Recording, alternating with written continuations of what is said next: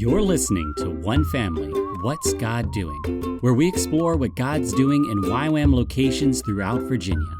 We can't wait for you to find out what God's doing today. Welcome back to What's God Doing, and I'm excited to get to spend some time with Dustin virtually. So, Dustin Campbell, I have a question for you. Oh, what's that question? What's God What's God doing in Lynchburg? That's right. I'm sorry, I had to couldn't help myself. That's the name of the podcast. We're keeping it fresh and light for the people. Really? What a question! I wasn't prepared. No, I was. Well, I mean, God's been doing a lot. I can tell you that. One thing is that it's like living on the edge. Lauren Cunningham wrote a book a number of years ago about living on the edge, and it just basically it's a book about trusting God with finances, but just trusting God, just leading like every word at every step. And I definitely think that's what we're going through right now. But we're starting off a new year. So things are becoming even more real in the sense that currently right now is sometime this month we're actually going to assume the space. The Marple family, we've been helping them and prepare for their move to the new house, but that's like a 3,500 square foot space in a building, and really that's going to be our first step of actually having a location. And so it's like 3,500 square feet. 5 bedrooms, 2 bathrooms. We're hoping to make a hospitality there, and also in the fall, house LU students and make a discipleship community. So it's getting kind of real. I mean, that's pretty. It's and that comes with that is the reality of finances. Space doesn't come for free, and so we have to trust God for the monthly cost on that place. But God is still good. I mean, the LU students, they're arriving back from their Christmas break, and I'm really actually looking forward to it. Mostly just because they have a morning prayer time I've been attending to, and I just it's been a month actually now. So to have them come back and Monday through Friday, be able to pray with them every morning. That's going to be really exciting. And also, we're preparing an outreach team for South Africa with the LU students. And so we're mobilizing that. And we're also hoping to help mobilize LU students for other activities to help in YWAM and YWAM VA actually. So that's kind of we're charging ahead. We're trusting God for crazy stuff. Any more questions? Well, what's interesting about your location is you have this steady flow of folks who want to engage and connect. Yeah. Right. So we look at somewhere like Virginia Beach. There are a lot of tourists that come through there. So you may be able to have a great experience with evangelism in that space, but maybe not discipleship as much because there's a lot of people that you may never see again. And there's beautiful things in that. But what you have is this steady flow of folks who are likely going to be there for 4 years. Yeah. Who are coming to Liberty University. So they're already desiring to engage in spiritual things. And here you all are saying, hey, we're here to serve you. Right? Yeah. And so let me ask this question. How do you think that something like this could change the trajectory of a young adult's life, where they could have just gone anywhere, but now for the next year, 2 years, 3 or 4 years, they have a team of YWAM Lynchburg folks who are going to be praying for them, walking alongside them, encouraging them, creating opportunities. How might that change the trajectory of their life? Well, I think, I'll come back to one thing God was speaking to us last month. And I'm not even sure if I should, I think this is post our last podcast, is that, part of the vision we have is we believe we're called disciple people from the nations, and also disciple people going into the nations. And so the thing is that, so these LU students are coming in here. There's different groups of LU students. I mean, so there's different batches. And so one batch is there's about 80 different nationalities. And so you're looking with that, there's a lot of internationals that come in the school. Also, LU offers missionary scholarships, missionary kid scholarships. And so these are parents who are serving overseas, and then their kids come here, and they're experiencing culture shock, really honestly, and coming back into the States. And then you have all the other students there, and with the other groups of students that attend LU, you would think that, yes, you say, oh, well, they're engaged in spiritual activity. Well, sometimes it's the like actually there's people that are really not that committed. I mean, they're going to Mm. LU, but they're just there for other reasons. But you do have a batch of LU students there, and that's the ones who actually we're really connecting with in the prayer movement. And so, like, our hope is honestly what we want to do is we're talking about discipling people going to the nations. Now, I say the word Yeah. nations in the sense of like in all different spheres of society, kind of thing. Like in the that we're called, you're called, and they if someone has a calling, the idea is to have a mission mentality wherever God's calling you to go. And so Mm. and so people who would actually start being discipled us, our goal is actually that we would equip them for their calling. And of course, the thing is like if they're called to like engage in long-term missions, then this is something we can actually help them with. One great example is Gil. So Gil's one of the students. He's not one of the former YWAMers, but he's the one he's the one going to be like spearheading and leading with us this team to South Africa. Now Gil he's in his first year at LU, and but he knows that God's called him to go to be a missionary, and he's really considering like South Africa long term, like that, right? Mm. And so, and we knew that God was speaking to us. Like I'm talking to some of the LU students and also us about facilitating a summer outreach team, and so Gil he kind of came to the and I sat down and talked to him. So, well, what's God speaking to you? Long story short, God gave him some very clear words about like South Africans in his heart and and he even got a place like Johannesburg and he didn't even know what that place was and like I Right. knew the pioneer of that place, but Susan, who's one of our staff here, she was like a missionary in Africa for over 20 years. She actually she only lived an hour away from Johannesburg. She knows all the leadership there, and so now we're preparing the team. We're preparing like all the Mm. logistics right now, and really Yeah. honestly, what is going to be? It's going to first of all for Gil.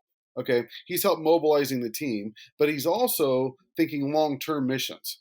And like this is like Mm. one step right away, right here. Like this is like a huge impact. We have connections globally that can help mobilize like potential missionaries go into all the world.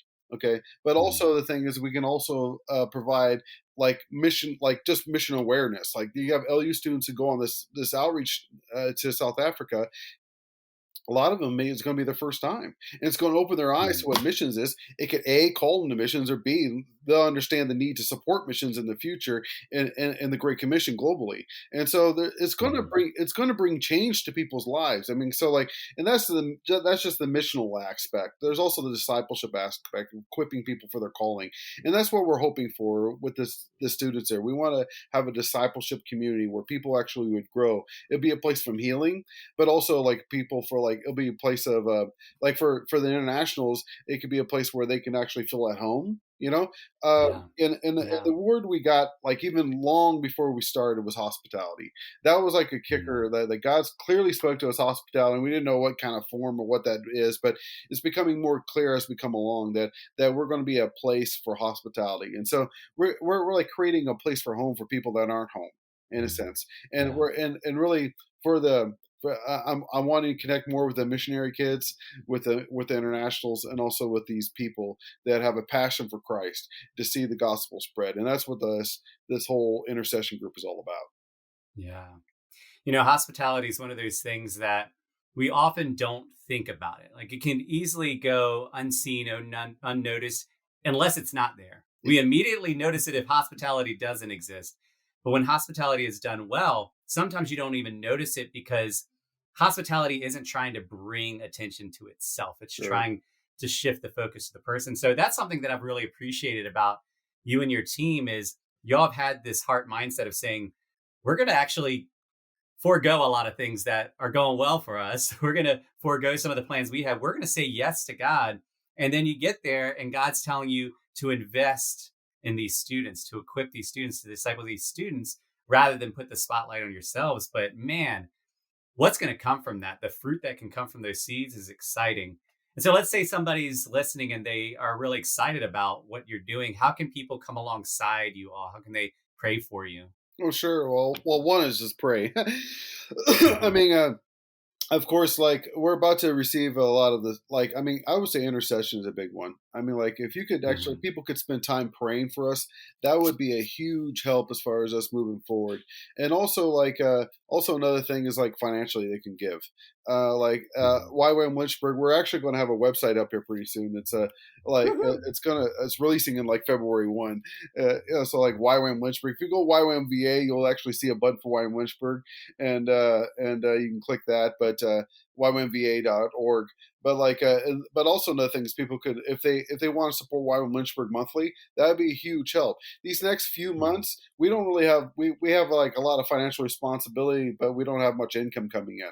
After August, hopefully that will turn around. But also like if there's people who actually, one thing we desire for is actually also to entertain missionaries or for be a place of rest. And so like there's missionaries out there that just want to get away, and like if we can actually facilitate that, that's something to come and be a part of us. And of course, if God's calling to be on staff, we need people who have a heart for not just for young people, yes, but also for the city of Lynchburg. I know there's an aspect of Lynchburg which is not quite developed yet that God's calling us to do, is to reach out to the city.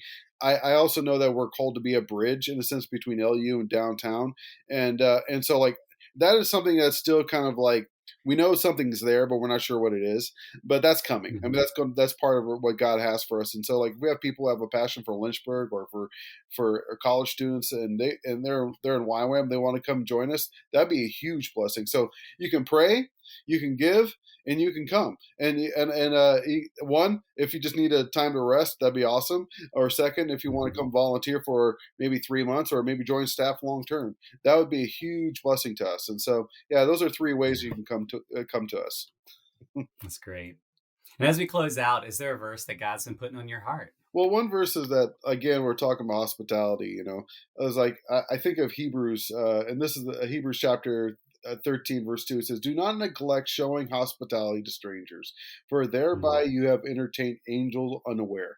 And I know that for us, God has called us to hospitality, but it's like sometimes you might be entertaining, we're entertaining strangers, entertaining angels even.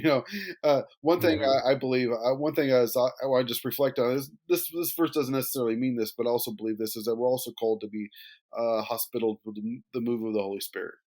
And that's something that God's clearly spoken to us over and over again, multiple times, is that we're called to have a place where the Holy Spirit can feel free to move and have his way. And so that's a verse that I think and that's also something that you can pray, that we would be sensitive to the move of the Holy Spirit, that as he leads us and guides us, we would follow that direction. And so the move of the Holy Spirit, but also like those who God brings to us. And honestly, like, be hospitable to strangers. A lot, in some ways, we're still new in Lynchburg. We are the stranger in some ways, but we want to be hospitable to those God brings to us, and be it from LU or from others. And so for clarity of that, but that's something that's been speaking to us. Just like, let's be hospitable, because in that you can be, I believe you be entertaining angels, but definitely the move of the Holy Spirit. And so, yeah. I love that you shared that verse, because somebody could have been listening to this and thinking, oh man, it's great that Dustin and his team have been called to hospitality, so they've got it covered. But we're all called to this space of, being hospitable to others, because you never know who God may bring across your path.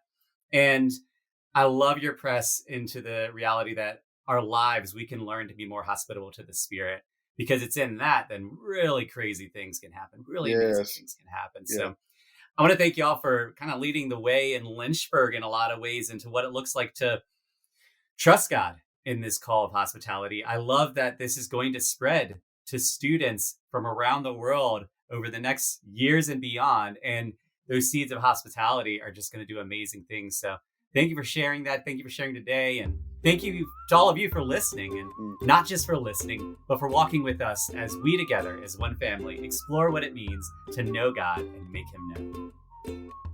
If you'd like to learn more about what God's doing in Virginia, visit us at ywamva.org and join us next week for more stories of God at work.